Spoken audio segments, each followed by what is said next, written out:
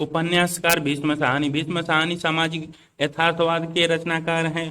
उनके उपन्यास हैं झरोखे 1967, कड़ियाँ 1970, तमस तमस 1973, बसंती 1980, मम या दास की माड़ी 1988, कुंतो 1993 तथा नीलू नीलिमा नीलोफर 2000।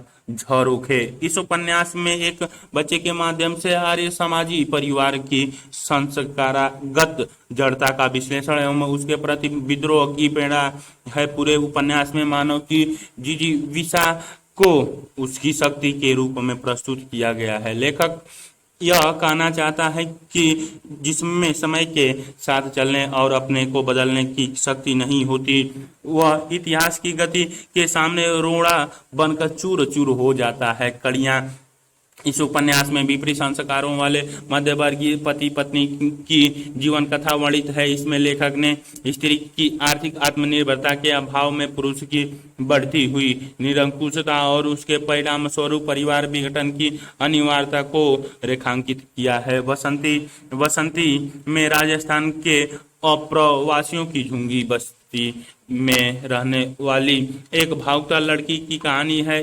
इसमें दिखाया गया है कि उपभोक्ता संस्कृति कैसे व्यक्ति को सुविधाओं के लालच में कृत्रिम बना देती है।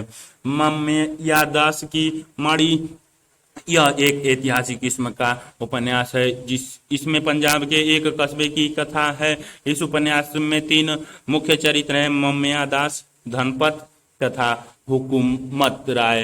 मम्मया दास खालसा राज्य के प्रति समर्पित है, वह सामान्य मूल्यों का प्रतीक है। धनपत उसके बाद की पीढ़ी का प्रतिनिधि है, वह अंग्रेजी राज्य के प्रति वफादार है। धनपत का छोटा बेटा हुकूमत राय तीसरी पीढ़ी का प्रतिनिधि है, वह इंग्लैंड से बैरिस्टरी पास करके लौटता है तथा वह पाश्चात्य पूंजीवादी संस्कृति के रंग में रंगा हुआ है। वसुधा मम्मया दास की माड़ी के माध्यम से भीष्म साहनी ने 3 पीढ़ियों की सामाजिक सांस्कृतिक चेतना के क्रमिक विकास का प्रामाणिक इतिहास प्रस्तुत किया है। कुंतो इस उपन्यास में भीष्म साहनी ने विभाजन पूर्व पंजाब की एक आर्य समाजी संस्कारों वाले परिवार की कहानी कही है। वस्तुतः यह उपन्यास संपूर्ण नारी जाति की नियति की कथा है। इसमें विभिन्न स्त्री पात्रों के पतियों की पर स्त्रीगामिता की समस्या को उठाया गया है। रचना के स्तर पर इस उपन्यास के सूत्र इतने अस्पष्ट और बिखरे हुए हैं कि उन्हें उपन्यास के केंद्र बिंदु से जोड़ पाना कठिन है। नीलू नीलिमा नीलोफर इस उपन्यास में भीष्म साहनी ने 2 नारी पात्रों नीलू नीलोफर और नीलिमा को केंद्र में रखकर कथा का ताना बाना बुना है। नीलू एक मुस्लिम बालिका है, वह सुधीर हिंदी युवक से प्यार करती है। नीलिमा एक हिंदू युवती है, वह अल्ताफ मुस्लिम युवक से प्रेम करती है। सामाजिक मर्यादाओं के भीतर दमित और कुंठित होकर दोनों विडंबना पूर्ण जीवन व्यतीत करती हैं। इस रचना के माध्यम से लेखक यह संकेत करना चाहता है कि हिंदू मुस्लिम सांप्रदायिक समस्या के समाधान के लिए व्यक्ति को भीतर से बदलना होगा। तमस भीष्म साहनी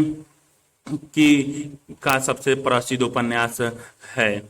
इस उपन्यास की कथा वस्तु 1947 में पंजाब में हुए भयानक सांप्रदायिक दंगों पर आधारित है तथा इसमें लाहौर के आसपास की सिर्फ 5 दिन की कहानी वर्णित है। यह उपन्यास 2 खंडों में विभाजित है। पहले खंड में सांप्रदायिक तनाव की कहानी कही गई है, दूसरे भाग में अनेक गांव उपन्यास की परिधि में आ जाते हैं। उपन्यास का आरंभ नथु चमार द्वारा सुअर मारने की घटना से होती है। मुराद अली अंग्रेजी सरकार का चमचा है, वह नथु चमार को 5 रुपए देकर एक सुअर मरवाता है और उसे मस्जिद की सीढ़ियों पर फिकवा देता है। इस घटना से मुसलमानों में खलबली होती है और एक गाय भी मार दी जाती है। परिणामतः शहर में सांप्रदायिक तनाव हो जाता है और दोनों संप्रदाय एक दूसरे के दुश्मन बन जाते हैं। नागरिकों का एक शिष्टमंडल डिप्टी कमिश्नरी रिचर्ड से मिलकर शांति स्थापना करने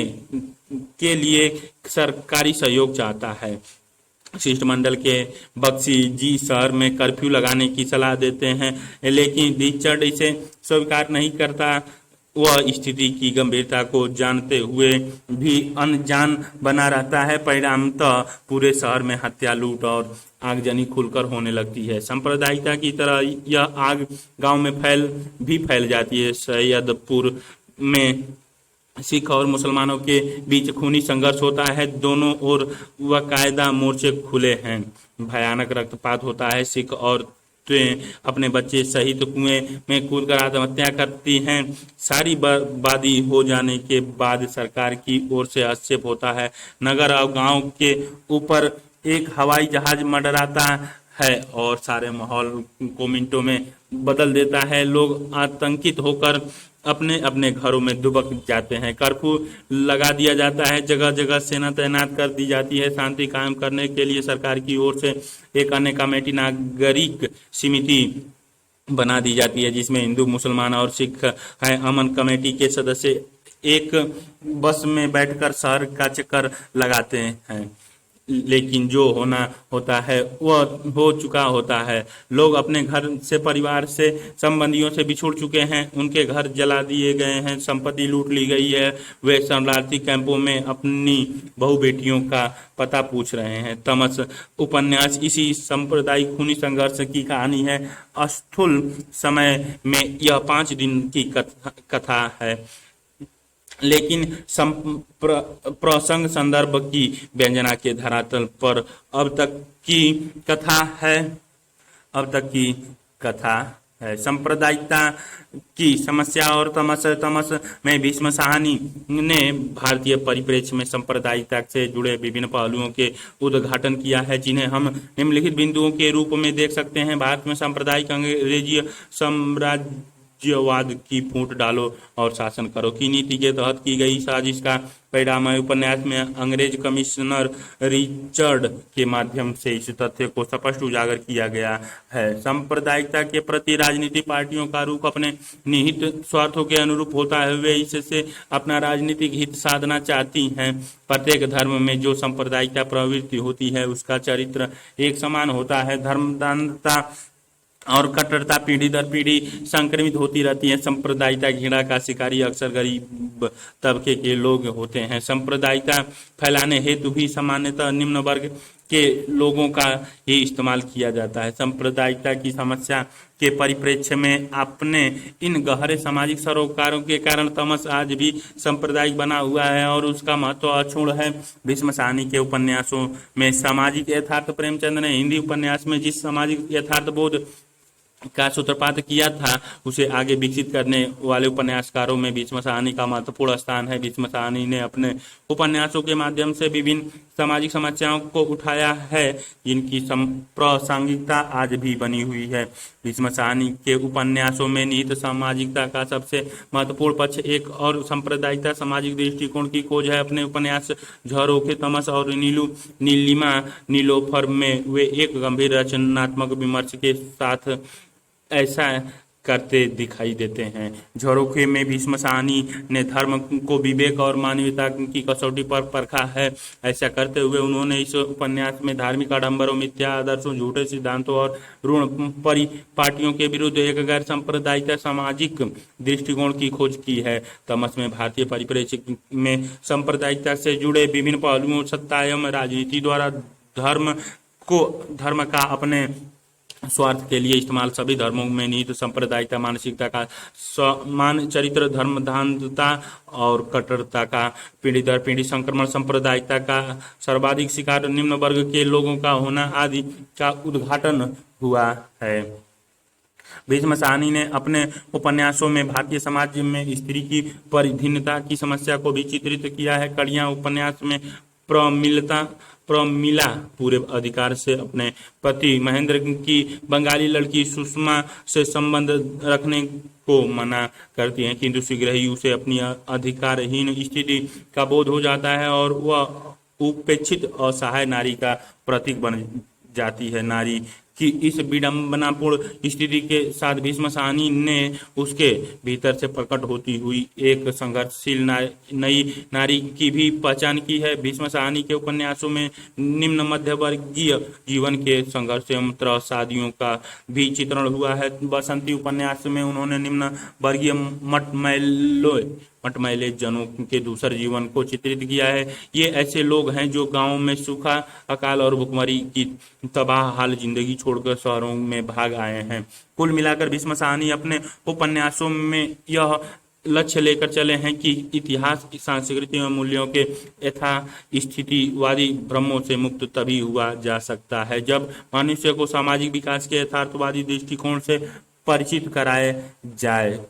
आंचलिक उपन्यास प्रेमचंद उत्तर हिंदी उपन्यास में फणीश्वर नाथ रेणु के उपन्यास महिला आंचल का प्रकाशन एक क्रांतिकारी घटना है, क्योंकि यहीं से एक नई व मौलिक प्रवृत्ति आंचलिक उपन्यास की शुरुआत हुई। कुछ विद्वानों की राय में यह हिंदी उपन्यास की मौलिक प्रवृत्ति है, जबकि कुछ के अनुसार पश्चिमी साहित्य के कुछ लेखक जैसे मरिया एजवर्थ तथा फकनर की रचनाएं भी इस वर्ग का प्रतिनिधित्व करती हैं। आंचलिक उपन्यास अपनी संरचना में अन्य उपन्यासों से काफी अलग होती हैं। इसकी प्रमुख विशेषताएं निम्नलिखित हैं। इसमें कोई भी पात्र नायक नहीं होता, बल्कि अंचल ही नायक होता है। इसमें चरित्रों की संख्या बहुद्यता में होती है, क्योंकि बहुत से चरित्र मिलकर ही अंचल के जीवन को समग्रता में प्रस्तुत कर पाते हैं। इसका उद्देश्य न तो किसी विचारधारा की स्थापना करना होता है और न ही समस्याओं के समाधान की प्रस्तुति करना। इसका उद्देश्य होता है अंचल की बहुआयामी और जीवंत चित्र प्रस्तुत कर देना। इसमें सामाजिक सुधार की भावना भीतर हो सकती है, किंतु उसकी स्थूल अभिव्यक्ति नहीं की जाती।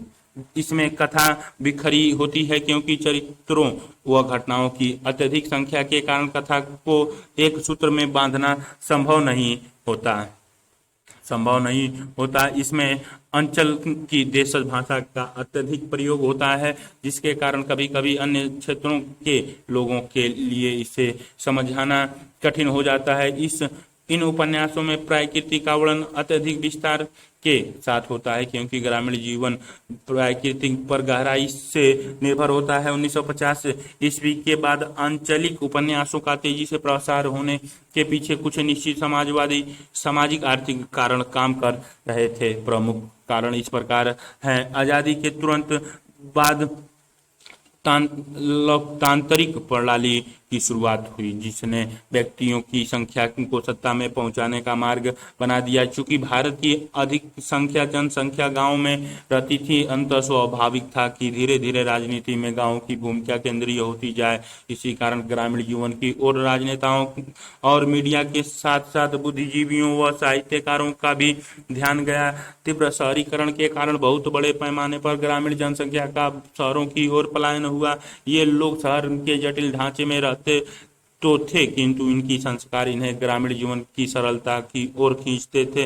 ग्रामीण जीवन के प्रति नॉस्टैल्जिक होने के कारण ऐसे लोगों ने आंचलिक उपन्यासों की ओर रुझान प्रदर्शित की। स्वाधीनता संग्राम के दौरान एक व्यापक लक्ष्य होने के कारण लोगों का ध्यान अपने अंचल पर कम, राष्ट्र पर ज्यादा था। स्वाधीनता प्राप्त होने पर, विशेषतः मोहभंग के बाद, स्वाभाविक था कि लोगों का ध्यान अपनी स्वाधीनता की ओर जाए। इस समय पूरे देश में क्षेत्रवादी प्रवृत्तियां उभरनी शुरू हुई। आंचलिक उपन्यास का संबंध इस ऐतिहासिक स्थिति के साथ भी है।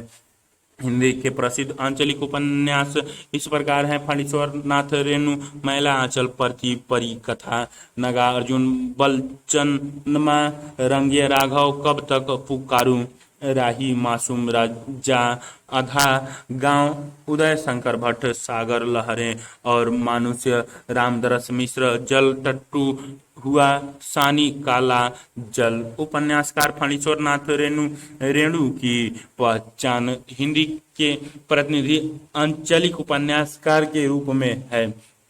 यद्यपि वे सिर्फ आंचलिक रचनाकार नहीं हैं, सच तो यह है कि महिला आंचल के लेखन के बाद उनकी आंचलिक प्रवृत्ति लगातार कम हुई। उनके प्रमुख उपन्यास महिला आंचल, परिकथा, दीर्घ तपा, जुलूस, कितने चौराहे, पलटू बाबू रोड। इन उपन्यासों का संक्षिप्त परिचय नीचे दिया जा रहा है। महिला आंचल फणीश्वर नाथ रेणु का सर्वाधिक प्रसिद्ध व महत्वपूर्ण उपन्यास है। इसमें पूर्णिया जिले के मेरीगंज गांव की विस्तृत एवं समग्र कथा इस प्रकार कही गई है कि अंचल ही नायक बन गया है। इसमें उद्देश्य अंचल की समस्याओं को प्रकाशित करने का ही रहा है। हालांकि उद्देश्य रचना प्रक्रिया में घुला हुआ है, ऊपर से चिपका हुआ नहीं दिखता।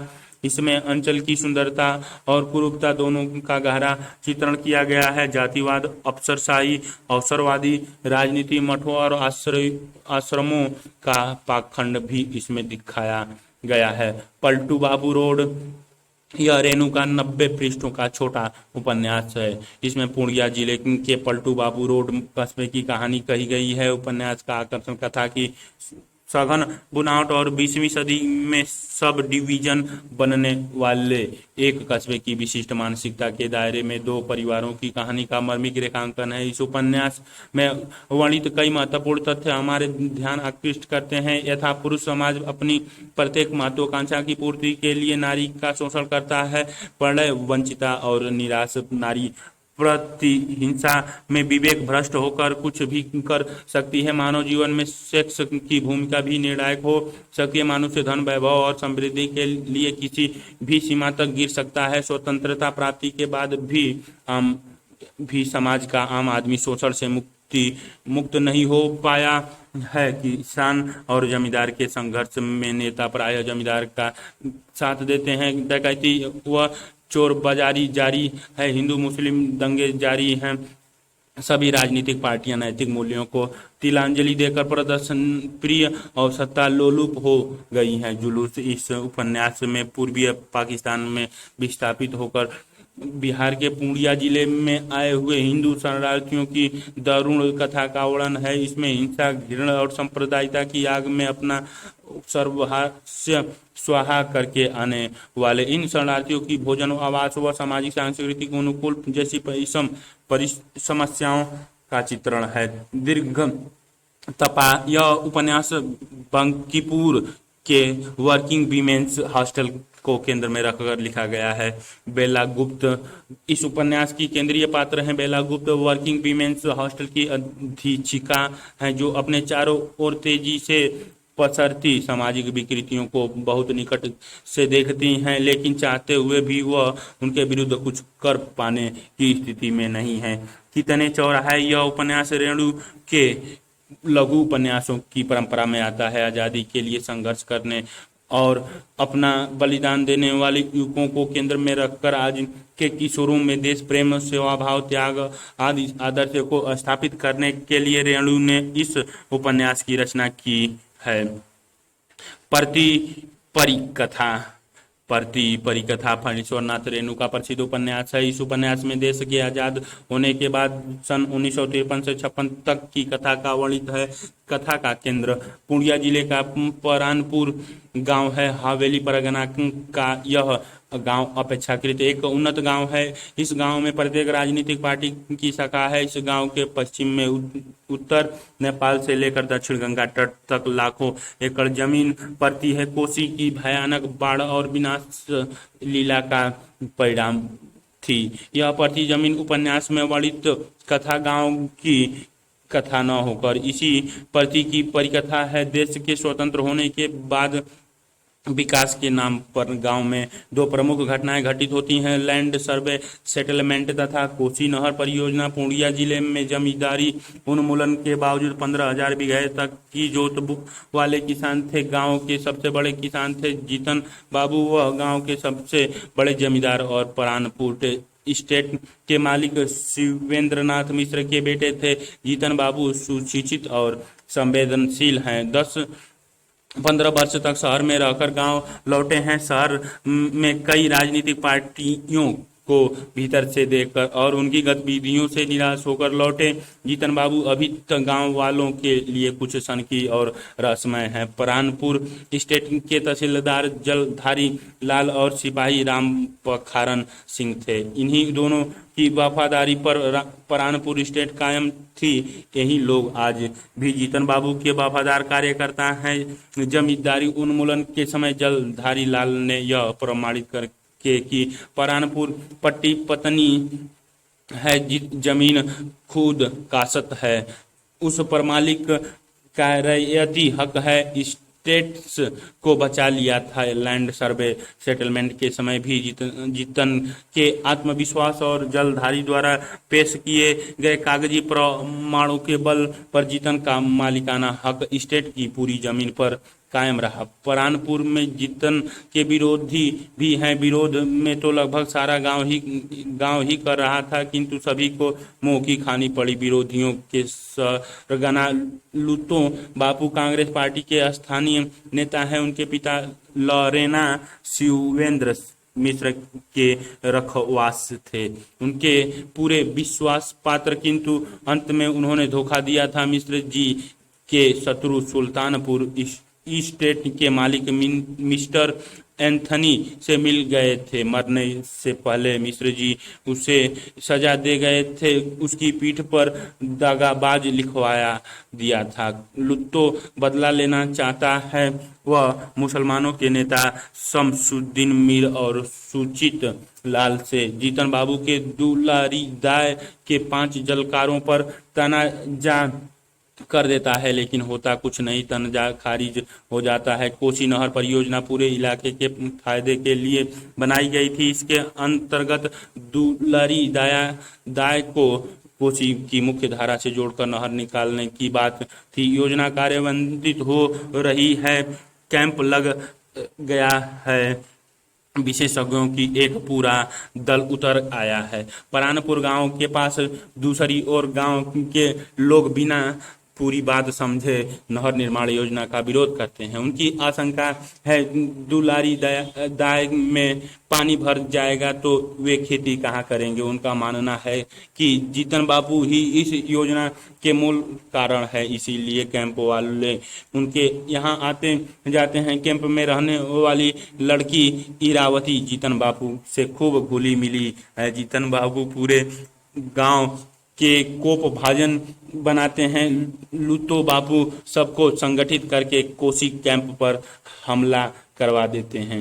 जीतन बाबू गांव वालों को समझाने आते हैं, उन पर आक्रमण होता है और वे घायल हो जाते हैं। उनके साथ कैंपों की लड़की इरावती और कैंप की पार्टी नंबर 10 के साथ आए हुए प्रसिद्ध वैज्ञानिक डॉक्टर राय चौधरी भी घायल होते हैं। जीतन बाबू, उनके समर्थक और कैंप के लोग इस हिंसात्मक आक्रमण के बावजूद शांत रहते हैं।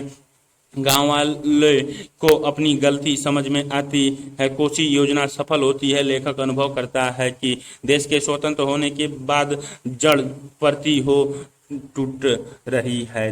देश भौतिक समृद्धि की दिशा में आगे बढ़ रहा है, लेकिन अभी भी जनता के अंतःकरण की धरती यथावत है। इसके लिए लोकमंच की स्थापना और उसके माध्यम से जनता को जागृत करने का संकेत देने के साथ ही उपन्यास समाप्त हो जाता है। ऐतिहासिक उपन्यास प्रेमचंद पूर्व युग में भी थे, किंतु उनमें ऐतिहासिक बोध कमजोर किस्म का था। आजादी के बाद कुछ उपन्यासकारों ने अंग्रेजों के साम्राज्यवादी इतिहास बोध को खारिज करते हुए नई इतिहास दृष्टि के साथ कुछ उपन्यास लिखे जो इसी परंपरा में शामिल हैं। इनका एक उद्देश्य यह भी था कि इतिहास व पुराणों के कुछ प्रसंगों के माध्यम से वर्तमान समाज को प्रेरणा व ऊर्जा दे सके। ऐसे मुख्य उपन्यास हैं भगवती चरण वर्मा, चित्रलेखा चतुर्सेन शास्त्री, वैशाली की नगरवधू, बिंद्रावन लाल वर्मा, झांसी की रानी, रंगे राघव, मृदु काटिला, यशपाल दिव्या। नया उपन्यास कोई सैद्धांतिक नामकरण नहीं है, हालांकि व्यवहार में यह काफी प्रचलित हो गया है। जिस तर्ज पर नई कविता, नई कहानी और नई समीक्षा आंदोलन हिंदी साहित्य में दिखते हैं, उसी तर्ज पर कुछ समीक्षक नव लेखन के दौर के उपन्यासों को नया उपन्यास कहते हैं। नव लेखन का दौर मुख्यतः छठे दशक से संबंधित है। जो उपन्यास व कहानी में छठे दशक के बाद भी लंबे समय तक चलता रहा। नवलेखन के पूरे दौर में एक विशेष दृष्टिकोण दिखाई देता है, जिसने अन्य विधाओं की तरह उपन्यास को भी प्रभावित किया। इस समय तक आजादी से मोह भंग हो चुका था। तीव्र शहरीकरण के कारण बड़े शहरों के जीवन में जो अकेलापन, अलगाव तथा आत्मनिर्वासन जैसी समस्याएं पैदा हुई, उन्होंने संवेदनशील व्यक्तियों को भीतर तक हिला दिया। इस समय मध्य वर्ग का तीव्र विकास हुआ। यह शिक्षित मध्य वर्ग अपने ग्रामीण समाज से कटा हुआ था और शहर में इसे वांछित सामाजिक परिवेश मिल नहीं सका। इस वर्ग में व्यक्तिवादी मानसिकता का तीव्र विकास हुआ। ये लोग मार्क्सवादी विचारधारा को बेहद यांत्रिक व निर्जीव मानते थे, क्योंकि उसमें आर्थिक समस्याओं के अतिरिक्त अन्य समस्याएं बेहद गौण दिखती थी। इन पर अस्तित्ववाद का अच्छा खासा असर था, जो कि कुछ समय पूर्व ही पूरे यूरोप की जनता को अपने आकर्षण में बांध चुका था। व्यक्ति को महत्व देते हुए इन्होंने शहरी जीवन के अलगाव प्रेम संबंधों के उपयोगितावादी संबंधों में बदलने की तरह सशक्त होती हुई नारी के सामने उभरने वाली समस्याओं, शहरी जीवन में व्याप्त नैतिक भ्रष्टाचार तथा यौन चेतना जैसे विषयों को उपन्यासों का केंद्रीय विषय बनाया। वर्तमान मीडिया क्रांति और उपभोक्तावाद के दौर में उपन्यास की यह परंपरा लगातार विकसित हो रही है। नए उपन्यास को कुछ वर्गों में बांटकर विश्लेषण किया जा सकता है, जो इस प्रकार है। आधुनिक भावबोध की धारा, महानगरीय उपन्यास की धारा। छठे दशक में कुछ उपन्यासकारों ने नगरीय जीवन को केंद्र बनाते हुए उपन्यास लिखे। शहरों का वर्णन पहले के उपन्यासों में भी था, किंतु इस प्रकार का नहीं। गोदान में लखनऊ का वर्णन प्रेमचंद ने किया है, किंतु वह बेहद चलताऊ किस्म का वर्णन है। जो गहराई गोदान में ग्रामीण जीवन के वर्णन में दिखती है, उसका लेश मात्र भी शहरी वर्णन में नहीं है। लगभग ऐसी ही स्थिति मैला आंचल की भी है। महानगरीय उपन्यासों के लेखक वे व्यक्ति हैं जो महानगरीय जीवन शैली में रच बस गए हैं और महानगरीय तनाव जैसे अकेलेपन इत्यादि से निरंतर जूझ रहे हैं। मोहन राकेश का प्रसिद्ध उपन्यास अंधेरे बंद कमरे इसी प्रवृत्ति का उदाहरण है, जिसमें आस्था विहीन समाज और अनिश्चित की स्थिति में लटके हुए एक व्यक्ति का वर्णन है। इन्हीं का दूसरा उपन्यास नौ आने वाला कल भी महानगरीय निरर्थकता बोध पर लिखा गया है। निर्मल वर्मा महानगरीय बोध के महत्वपूर्ण उपन्यासकार हैं। उनका उपन्यास वे दिन चेकोस्लोवाकिया के शहरी परिवेश में दूसरे विश्व युद्ध के बाद मनुष्य की नियति को दिखाता है। दिल्ली पर आधारित उनका उपन्यास एक चिथड़ा सुख जीवन में व्याप्त विहोत्तर संबंधों की सूक्ष्म पड़ताल करता है। यौन चेतना के उपन्यास शहर में प्रेम व भावनात्मक संबंधों के अभाव के कारण यौन चेतना का महत्व आक्रामक रूप से बढ़ जाता है, क्योंकि भावनात्मक संबंधों के अभाव के यौन संबंधों से भरने का प्रयास किया जाता है। इसीलिए महानगरीय उपन्यासों में एक ऐसी धारा विकसित हुई जिसमें यौन संबंध जीवन के पक्षों को मनोवैज्ञानिक आयाम से जोड़कर प्रस्तुत किया गया। यौन चेतना के प्रसंग जैनेन्द्र इलाचंद जोशी और अज्ञे के मनोवैज्ञानिक उपन्यासों में भी थे, किंतु वहाँ मानसिक उपन्यास पक्ष व विश्लेषण पक्ष महत्वपूर्ण था, जबकि यौन चेतना के उपन्यासों में यौनिक क्रियाओं का वर्णन अधिक है, विश्लेषण कम है। इस प्रवृत्ति की शुरुआत वस्तुतः कुछ पहले ही हो चुकी थी। पांडेय बेचन शर्मा उग्र का प्रसिद्ध उपन्यास चंद हसीनों के खतूत इस प्रवृत्ति का आरंभिक उपन्यास था, जिसे कुछ आलोचकों ने घासलेटी साहित्य भी कहा। छठे दशक के बाद यह प्रवृत्ति और उग्र होकर उभरी। इसका मानसिक पक्ष कुछ वैसा ही है जैसे उस समय के कविता आंदोलन में दिखता है। यौन चेतना के प्रसिद्ध उपन्यास इस प्रकार हैं। राजकमल चौधरी मछली मरी हुई, महेंद्र भल्ला एक पति के नोट्स, मणि मधुकर सफेद मेमन, कृष्ण सोबती सूरजमुखी अंधेरे के, मृदुला गर्ग चित कोबरा। महिला लेखन के उपन्यास। महिला लेखन की धारा का संबंध आधुनिक काल की स्थितियों और नारीवादी विचारधारा से है। स्त्रियों की आत्मनिर्भरता जैसे जैसे बढ़ती गई, वैसे वैसे विवाह व परिवार के सामाजिक नियंत्रण कमजोर होते गए।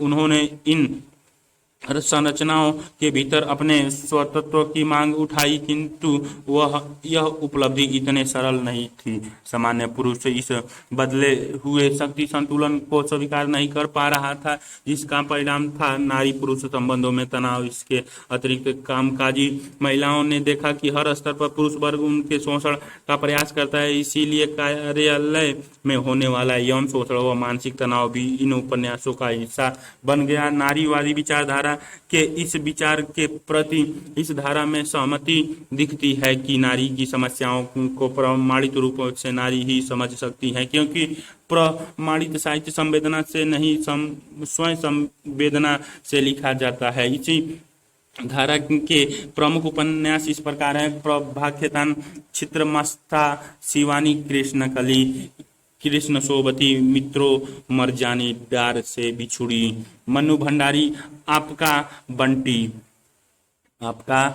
समकालीन उपन्यास। समकालीन हिंदी उपन्यास की समय सीमा को लेकर हिंदी साहित्य इतिहासकारों एवं आलोचकों में मतवैक्य नहीं रहा है। कुछ के मत में 1960 से अब तक के, कुछ के मत से 1970 से अब तक के तथा कुछ विद्वानों के मतानुसार 1980 से अब तक के उपन्यास समकालीन उपन्यास के दायरे में आते हैं। इस संबंध में यह विचारणीय है कि 1960 से 1980 तक की परिस्थितियों से आज की परिस्थितियां काफी भिन्न है। आज हम जिस परिवेश में रहे हैं उसकी शुरुआती 1980 के आसपास से होती है। 1980 से शुरू हुए सूचना क्रांति से समाज में व्यापक बदलाव होने शुरू हुए, जिसे 1991 से आरंभ हुआ। आर्थिक उदारीकरण की नीति और परिणाम स्वरूप भूमंडलीकरण के तीव्र प्रभाव ने और गति दी। अब 1980 के बाद के उपन्यासों को ही समकालीन उपन्यास की संज्ञा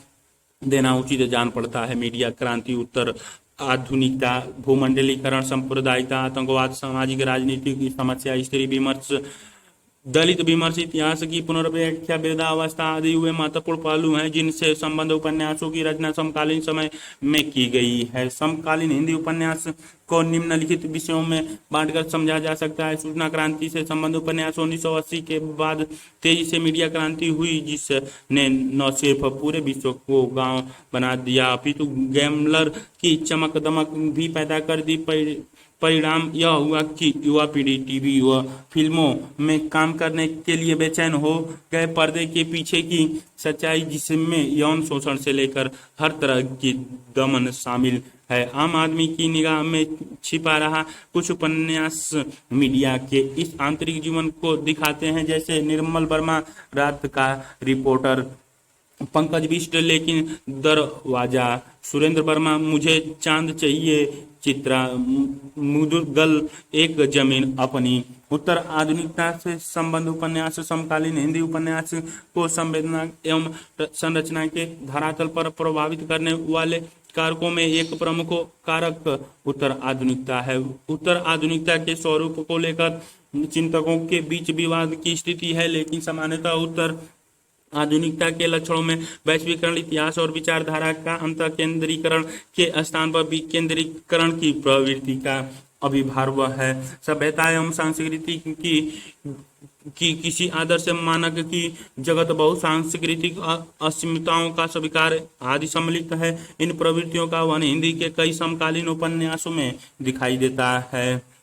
हिंदी के सर्वाधिक चर्चित उत्तर आधुनिकतावाद उपन्यासकार मनोहर श्याम जोशी हैं। हरिया, हरक्यूलिज की हैरानी, हम जाद, कश्यप, क्याप्य, मैं कौन हूँ आदि मनोहर श्याम जोशी के प्रमुख उपन्यास हैं, जो उत्तर आधुनिक स्थितियों को प्रस्तुत करते हैं। हरिया, हरक्यूलिज की हैरानी ग्लोबल विलेज की अवधारणा से प्रभावित है और इतिहास के अंत को संकेतित करता है। हम जाद के केंद्र में यौन समस्याएं हैं, जो नारी को सिर्फ मादा और मर्द को सिर्फ पशु बनाकर प्रस्तुत करता है। कृष्ण बलदेव वैद्य एक अन्य महत्वपूर्ण उत्तर आधुनिकतावादी उपन्यासकार हैं। इन्हें यौन समस्याओं पर केंद्रीय इनके उपन्यास विमल उर्फ जाए तो जाए कहाँ के आधार पर हिंदी का पहला उत्तर आधुनिकतावादी उपन्यासकार कहा गया है। इन्हीं के एक अन्य उत्तर आधुनिकतावादी उपन्यास नर, नारी और में औरत सिर्फ नारी है और पुरुष मात्र नर, दोनों के बीच अन्य कोई रिश्ता नहीं है।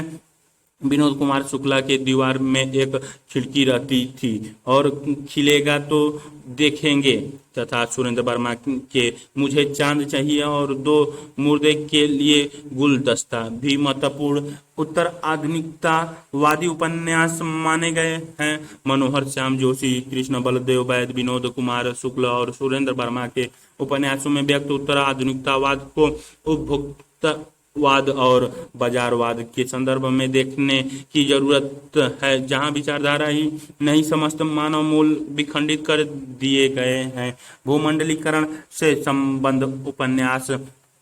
आज हम समय के जिस दौर से गुजर रहे हैं वह तीव्र भूमंडलीकरण का दौर है, जो हमारी जीवनचर्या एवं वैचारिक संसार में एक अभूतपूर्व परिवर्तन लेकर आया है। मूलभूत रूप में एक आर्थिक प्रक्रिया के रूप में प्रारंभिक हुआ भूमंडलीकरण अपने प्रभाव में व्यापक सामाजिक सांस्कृतिक प्रक्रिया भी है और परिणमतः इसने पूरे विश्व के आर्थिक सामाजिक सांस्कृतिक ढांचे को परिवर्तित कर दिया है।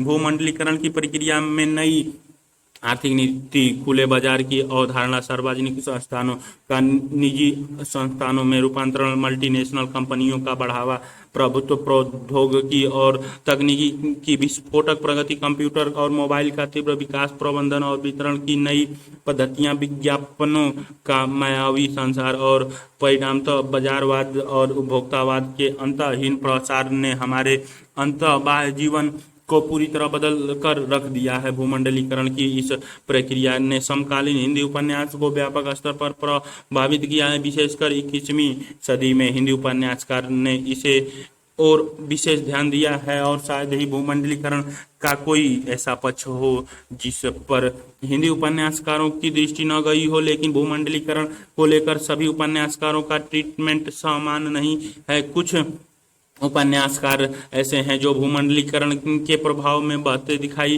देते हैं। इसे भूनने की कोशिश में वे मीडिया और सिनेमा का तरह चपटी सामग्री प्रस्तुत करने में लगे हुए हैं, लेकिन इसके साथ ही कई ऐसे उपन्यासकार भी हैं जो जीवन पर भूमंडलीकरण के प्रभावों का चित्रण करते हुए उसमें सृजनात्मक प्रतिरोध की ओर जाते हैं। स्वयं प्रकाश के उपन्यास ईंधन 2004, काशीनाथ सिंह के उपन्यास रेहन पर रघु 2008 और काशी का 80 2002, अलका सरावगी के उपन्यास एक ब्रेक के बाद 2008, राजू शर्मा के उपन्यास विसर्जन 2009, सजीव के उपन्यास रह गई दिशाएं इसी पार 2011 आदि कई उपन्यास में हम इस प्रतिरोध को देख सकते हैं। ईंधन भारतीय जीवन पर भूमंडलीकरण के प्रभाव की कथा है। इस प्रभाव जिसने न केवल उनके बाह्य जीवन को बदल कर रख दिया है, बल्कि उनके भीतर जीवन में भी गहराई सेंध लगाई है और उसके संबंध विधान को गंभीर ठेस पहुंचाई है। राजू शर्मा का उपन्यास विसर्जन भूमंडलीकरण के दौर में ग्लोबल पूंजीवाद और बाजार को कुचक्र को अनावृत करने वाला उपन्यास है। अलका सरावगी ने अपने उपन्यास एक ब्रेक के बाद में बहुत विस्तार से कॉरपोरेट जगत और व्यवसाय जगत को सामने रखते हुए भारत की अर्थ, सांस्कृतिक, कंप्यूटर क्रांति, विकास गति आदि के लाभ हानि पर विमर्श खड़ा किया है। भूमंडलीकरण के तीव्र प्रसार ने वृद्धावस्था पर दो तरफा हमला बोला है। एक तो इसने वृद्ध और उसके संतानों के बीच की भौगोलिक दूरी को बढ़ाया है, दूसरी नई पीढ़ी को अपने वृद्ध पारिवारिक सदस्यों के प्रति संवेदनहीन बना दिया है। रेहन पर रघु में यह समस्या गहराई से उभरी है। भूमंडलीकरण हमारी अस्मिता के लिए गंभीर खतरे पैदा कर रहा है। इस खतरे के प्रति चिंता और काशी का 80 में देखी जा सकती है। भूमंडलीकरण की प्रक्रिया ने सब कुछ को बिकाऊ बना दिया है। सजीव ने इस स्थिति का चित्रण अपने उपन्यास रह गई दिशाएं